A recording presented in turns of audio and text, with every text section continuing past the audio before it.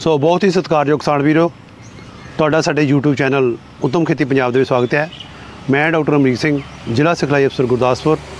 जिवें कि तुसीं जानते हो कि असीं वक्-वक् समय ते वक्-वक् विषयां नाल संबंधित जानकारी तुहाडे नाल सांझी करदे रहिंदे आ, तां जो तुसीं वो जानकारी जिहड़ी अपने खेतां विच अपनी खेती दे विच लागू कर सको, अपने खेती लागत खर्चे घटा सको ते अपनी आमदन दे विच वाधा कर सको। सो अज दा साडा विषय है कि अस्सू की जी कमाद की गन्ने की बिजाई जी आ उहदे विच आपां जिहड़े तकनीकी नुकते आ उन्हां दा ख्याल किवें रखना। सो किसान वीरो, जिवें कि तुसीं जानदे जे कि गन्ने की फसल जिहड़ी है साडी पंजाब दी झोने कणक ते कपाह तो बाद जिहड़ी है चौथी एक फसल अहम फसल है जिहड़ी कि तकरीबन 1 लाख हेक्टेयर रकबे दे विच बीजी जांदी है। गन्ने की काश्तकारी तकनीकां की गल करिए तो ये बहुत सारे जोड़े तकनीकी गैप आ जोड़े कि अजे भी जोड़े किसान जोड़े कर रहे हैं, जिन्होंने कि फिल करने जिन्होंने कि भरन की जरूरत है। जेकर उन्होंने तकनीकी नुकतियां आप खत्म कर लीए जोड़े कि साड़ी खेती के आते हैं, गन्ने की खेती आते हैं, क्योंकि आम करके जोड़े आम जोड़े किसान वीर ये गैप जोड़े रखते हैं उन्होंने जी पैदावार जी घट है। जोड़े बिल्कुल जी पंजाब खेतीबाड़ी यूनीवर्सिटी वालों जो सिफारिश की जांदियां ने तकनीकां ने उन्होंने अपनाते हैं, उन्होंने पैदावार वधे आ। सो अज असी इस तकनीकी नुकतियां बारे गलबात करने लई साडे नाल डॉक्टर गुलजार सिंह संघेड़ा, डायरैक्टर खेतरी खोज केंद्र कपूरथला, जिहड़े कि गन्ने दे बहुत वड्डे माहर ने पंजाब दे, जिन्होंने कि बहुत सारिया गेतियां जी बिजाई वाली जी किस्मां जिहड़ियां ने चाहे वो COG PB 95 आ 96 आ होर कई किस्मां जिहड़ियां ने वो याद कीतियां ने। वो सानू इस बारे दसणगे कि आपां जिहड़ी अस्सू की जिहड़ी बिजाई करनी है उहदे विच किहड़ियां गल्लां दा ख्याल रखना वा, क्योंकि उहदे विच आम करके मुख्य तौर पर हुंदा कि गन्ने की जिहड़ी है बीज की जिहड़ी सोध किवें करनी आ, नदीनाशक दवाई किवें वरतनी है, किहड़ी दवाई वरतनी आ, ये सारा जिहड़ा वो उहदे पर तुहाडे नाल गलबात करनगे। आओ असीं आपां डॉक्टर गुलजार सिंह संघेड़ा जी को चलते हैं। किसान वीरों सत श्री अकाल जी, मैं डॉक्टर गुलजार सिंह संघेड़ा, निर्देशक खेतरी खोज केंद्र कपूरथला, पंजाब एग्रीकल्चर यूनिवर्सिटी। अज असी गल करांगे और गन्ने की काश्त जी कि साडी अस्सू कत्तू की बिजाई है, जी आप कहने झोने ते कणक का जो फसली चक्कर है, असी बहुत भारी मशीनरी उहदे यूज़ करते हैं। उस मिट्टी जो भारी मशीनरी यूज़ करते हैं साडी मिट्टी के उत्ते जी साडी जमीन है उहदे च एक हार्ड पैन बन जाता। उस हार्ड पैन नूं तोड़न वास्ते सानू जिहड़ी डूंगी हल है, चिजलर भी कह सकते हैं, सब सॉइलर कहते हैं, वह वरतों कर लीए ताकि साडी मिट्टी की जी है जी पानी वगैरह खादा की चंगी तरह की सैटलमेंट हो जाए, खेत चंगी तरह तैयार हो जाए। जे असीं हुण गन्ने की बिजाई करनी है, चिजलर कर लिया, खेत तैयार कर लिया है, सब तो पहला पॉइंट आंदा कि गन्ने दी किस्मां दी चोण, क्योंकि असीं पतझड़ रुੱਤ ਦੀ बिजाई करनी है। जे असीं गन्ने की किस्मां की चोण करनी है, जिवें कि असीं जानते हाँ कि पंजाब खेतीबाड़ी यूनीवर्सिटी तो अज की डेट में 13 किस्मां की सिफारिश की हुई है। उहदे विच जिहड़ियां 7 किस्मां ने वो अगेती पक्कण वालियां ने ते 6 जिहड़ियां ने वो दरम्याने पछेते पक्कण वालियां ने, क्योंकि साडे 2 सीजन चलते हैं बिजाई दे, एक पतझड़ रुੱਤ ਦਾ ते एक फग्गण वाला जिहड़ा कि बहार रुੱਤ ਦਾ। ਜਦੋਂ ਅਸੀਂ पतझड़ रुੱਤ ਦੇ ਵਿੱਚ ਬਿਜਾਈ ਕਰਨੀ ਹੈ, ऑटम की प्लांटिंग करनी है, कोशिश यही करनी है कि ਅਸੀਂ ਜਿਹੜਾ बीज ਦੇ ਲਈ वैरायटी सिलेक्ट करनी है वो अगेती पक्कण वाली ही होए। अगेती पक्कण वाली वैरायटियां दी अगर मैं नाम की गल करते हैं, उहदे विच साडी वैरायटी आ गई COPB 95, COPB 96, CO 15023, CO 118। ये जिहड़ियां नवीं किस्मां चंगे झाड़ देण वालियां ने। इस तो इलावा अगर कोई किसान वीर अगे गुड़ वास्ते या दूसरी वैरायटी लानी चाहता उहदे COJ 85, COJ 64 वगैरह की भी वरतों कर सकता है। और जो असी वैरायटी की चोण कर ली है, कोशिश ये करना कि जो असी बीज लैके आना है, जोड़ा बीज लेना है, कोशिश करिए कि पंजाब खेतीबाड़ी यूनीवर्सिटी के जोड़े रिसर्च खेतर ने, या कि गुरदासपुर होए, कपूरथला होए, फरीदकोट उत्थों लै लो, या अपने जोड़े केन डिपार्टमेंट के ऑफिशियल ने उन्होंने नाल रलाता कर लीए कि कुछ किसान वीरां कोल भी नर्सरियां लगियां हुई हैं। या तीसरा पॉइंट यह है कि बीज असी जोड़ा है वो खंड मिलों भी दिता होया, तो जिन्होंने खंड मिलों को अपने फार्म हैं उत्थे उन्होंने बीज तैयार किया होया।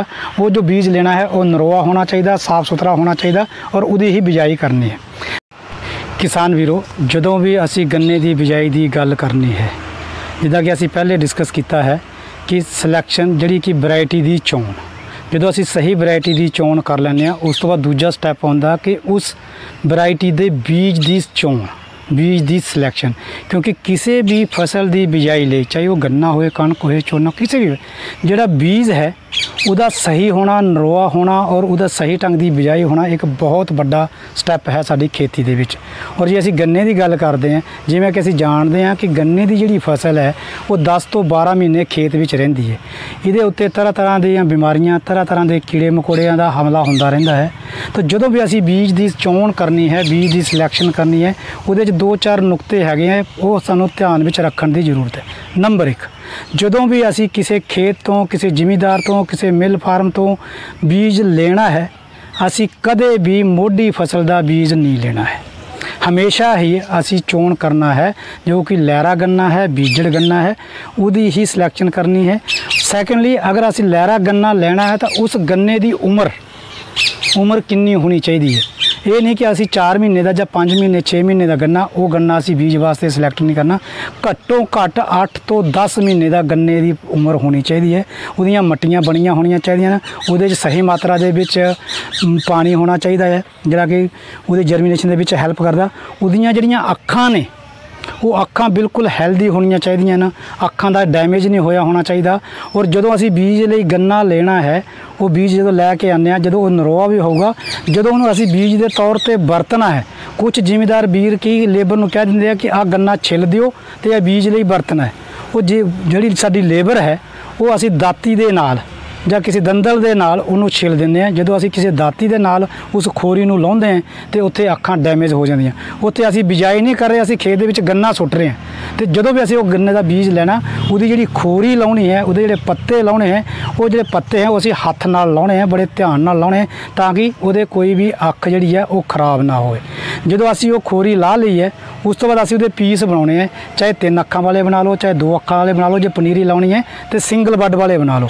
ਕੋਸ਼ਿਸ਼ ਇਹ ਕਰਨੀ ਹੈ ਕਿ ਜਦੋਂ ਵੀ ਅਸੀਂ ਉਹ ਪੀਸ ਬਣਾ ਰਹੇ ਹਾਂ, ਜਿਸ ਬਰੋਟੇ ਦੇ ਵਿੱਚ, ਜਿਸ ਪੱਛੀ ਦੇ ਵਿੱਚ, ਜਿਸ ਮੱਟੀ ਦੇ ਵਿੱਚ ਸਾਨੂੰ ਲੱਗਿਆ ਕਿ ਕਿਤੇ ਨਾ ਕਿਤੇ ਕਿਸੇ ਕੀੜੇ ਨੇ ਡੈਮੇਜ ਕੀਤਾ ਹੋਏ ਜਾਂ ਕੋਈ ਅੱਖ ਡੈਮੇਜ ਕੀਤੀ ਹੋਏ, ਉਹ ਅਸੀਂ ਸਾਈਡ ਤੇ ਕਰ ਦੇਣਾ ਹੈ, ਉਹ ਅਸੀਂ ਬੀਜ ਦੇ ਵਿੱਚ ਨਹੀਂ ਲਿਆਉਣਾ। ਔਰ ਉਹ ਜਿਹੜੇ ਪੀਸ ਬਣਾਉਣੇ ਆ, ਉਸ ਬੀਜ ਨੂੰ ਅਸੀਂ ਸ਼ੋਧਣਾ ਬਹੁਤ ਜ਼ਰੂਰੀ ਹੈ।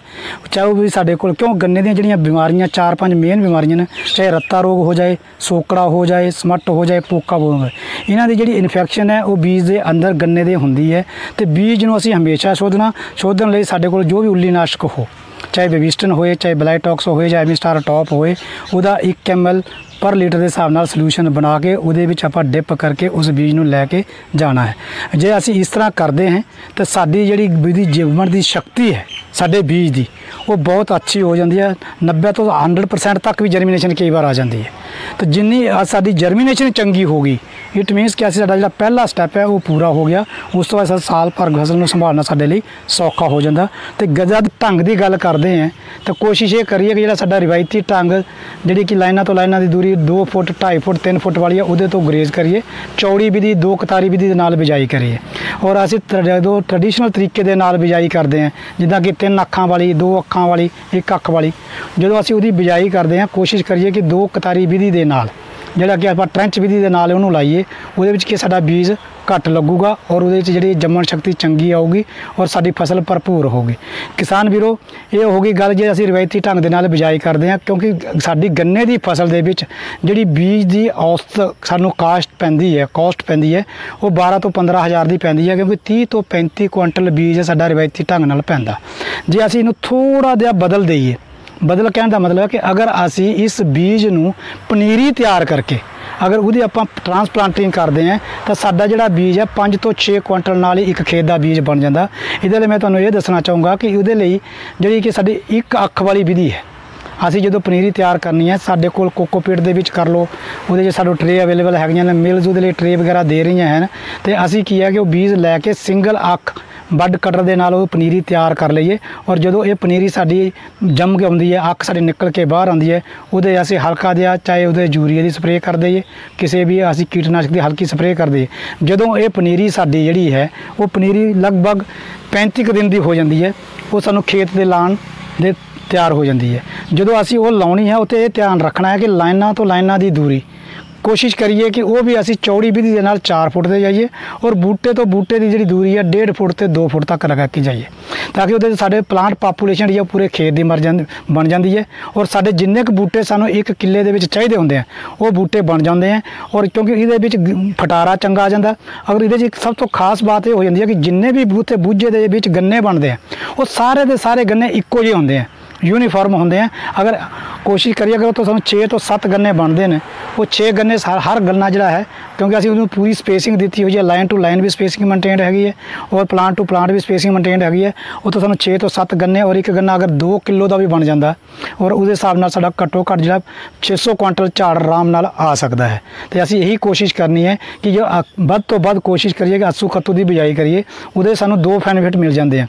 एक तो सानू फसल का पूरा झाड़ मिल जाता, क्योंकि जी चीज़ असी गन्ना अक्तूबर महीने के बीजना और अगले साल उन्होंने जो असी अक्तूबर नवंबर के जो मिल चलती है उन्होंने कटते हैं तो साढ़े झाड़ पूरे आ जाते हैं। गन्ना पूरी उम्र का होंदा, पूरा पक्या हुआ होंदा और वो जी है खंड की परत जिन्होंने खंड की रिकवरी कहते हैं वो भी पूरी आ जाती है। तो ये है कि जिमीदार भी उन्होंने अपनी फसल का पूरा झाड़ मिल जाता, उन्होंने अपने पूरे पैसे मिल जाते हैं, तो प्लस जी खंड मिल है उन्होंने अपनी पूरी रिकवरी मिल जाती है, उन्होंने अपनी मिल में मैनेज करने का सौखा हो जाता और गन्ने की मार्केटिंग पर्ची लैंड का भी सिस्टम हल हो जाता।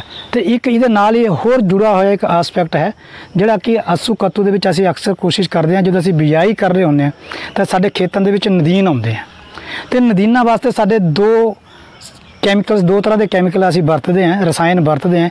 एक वो होंदा कि जोड़ा कि असी जम्मण तो पहला प्री एमरजेंस जिन्होंने कहते हैं उसकी स्प्रे करते हैं, दूजा होंदा जम्मण तो बाद जोड़ा कि असी कहते हैं पोस्ट एमरजेंस। हुण सवाल ये उठता है कि जो असी बिजाई कर रहे हैं उस टाइम साडे खेत की कंडीशन किस तरह है। कुछ किसान वीर जोड़े हैं वो उन्होंने 72 के बीच बीजते हैं, कुछ जो सुक्के के बीज के पौने लाते हैं। अगर उसदा की कंडीशन बनती है तो सानू जो नदीना का प्रबंधन है वो उस तरह सानू मोडिफाई करना पैना। सपोज अगर असी उन्होंने 72 के बीच बीजते हाँ और नमी सही है खेत के तो कोशिश करना है कि जो भी पंजाब खेतीबाड़ी यूनिवर्सिटी की साइड तो सिफारिश किए हुए नदीन नाशक ने, चाहे एट्राजीन है, चाहे मैट्रीब्यूजन है, चाहे एफिनिटी है, जोड़े कि प्री एमरजेंस वाले हैं, इन्हों असी 72 घंटे के अंदर 72 घंटे कहने का मतलब 3 दिन के अंदर अंदर जब खेत में नमी होए। क्यों? क्योंकि गन्ना जम्मण वास्ते 30 तो 35 दिन लगता है, जबकि नदीन जोड़े हैं वो 72 घंटे 3 दिन के अंदर जम्मना शुरू हो जाते हैं। तो जोड़े मैं तुम्हें रसायनों के नाल हैं एट्राजीन मैट्री हो जाए चाहे एफिनिटी हो जाए, इन्हों की जोड़ी भी डोज साड़ी स्प्रे असी रिकमेंड की हुई है। किसी की है 400 ग्राम पर लीटर के हिसाब नाल है, किसी की 800 के नाम हैगी है 600 के, वो असी पा के इन्हों रोकना है। और जो 1 महीने की फसल जम के बाहर आती है उस टाइम असी 1 गोडी मार लेनी है, तो जी साड़ी प्री एमरजेंस वाला जो जम्मण तो पहला वाला आसपैक्ट है वो पूरा हो जाता। हाँ, दूसरा आसपैक्ट ये हो गया कि कुछ किसान वीर सुक्के दे विच गन्ना बीजते हैं, वो सुक्के दे विच गन्ना बीजने के बाद पानी ला देंगे, फिर इंतजार करते हैं जम्मण का। जम्मना मीनस गन्ने का नहीं, नदीन का जम्मना। तो कोशिश ये करनी है कि असी वो भी स्प्रे जो भी साडा 72 आता है पानी लाने तो बाद तो सानू उत्थे स्प्रे कर देनी है। क्योंकि जो असी वेट करते हैं 30-35 दिन का उस स्टेज पर जाके साढ़े नदीन जोड़े हैं वो सख्त हो जाते हैं, हार्ड हो जाते हैं, और उस टाइम अगर असी नदीन नाशकों की स्प्रे करते हैं तो कई बार वो असर नहीं करती। और उत्ते कुछ किसान वीर साढ़े गलती कर जाते हैं कि 2-2 3-3 4-4 कैमिकल जोड़े रसायन है वो एट्राजीन मैट्री 2,4-D कंबाइंड करके वो स्प्रे करते हैं। वो नदीन तो चेक करता पर उसका फसल से भी नुकसान आता है, फसल चंगा बूझा नहीं मारती, चंगी उसकी ग्रोथ नहीं होती, और सॉइल की सेहत जी साड़ी मिट्टी की सेहत भी है वो खराब होती है। क्योंकि असी जानते हाँ कि गन्ने के जोड़े नदीन है वो सारे इकट्ठे नहीं आते, किस्तां भी आते हैं, क्योंकि ये साल भर की फसल है। तो जी पोस्ट एमरजेंस जो कि साडा मई जून के अगे जाके जो गन्ना बड़ा हो जाता नदीन हो जाते हैं तो उत्थे असी सिफारिश की हुई है, चाहे 2,4-D अमाइन साल्ट लै लो, 2,4-D सोडियम साल्ट लै लो, तो उस टाइम अगर स्प्रे कर देंगे हैं तो वो जो पोस्ट एमरजेंस वाले जो साडे नवे बीड आते हैं उन्होंने नदीन आते हैं उन्होंने चैक कर सकते हैं, और उस स्टेज पर जाके गन्ना भी बड़ा हो गया होंदा, ग्रैंड ग्रोथ से आ गया होंदा, तो नदीना काफ़ी हद तक आप मैनेज कर सकते हैं। अगर ये नुकते असी फॉलो करते हैं, वैरायटी का चोण चंगा करते हैं, सीड चंगा करते हैं, सीड शो चंगी करते हैं, और शुरुआती दौर पर अगर नदीना तो बचा लें तो साडा जिहड़ा 80% गन्ने की साडी काश्त का काम पूरा हो जाए। उस तो बाद गन्ने की बनाई तो गोडी रह जाती है, तो उस तो बाद असी पूरा फसल का झाड़ लै सकते हैं और इस फसल को असी जिहड़ा लाहेबंद बना सकते हैं।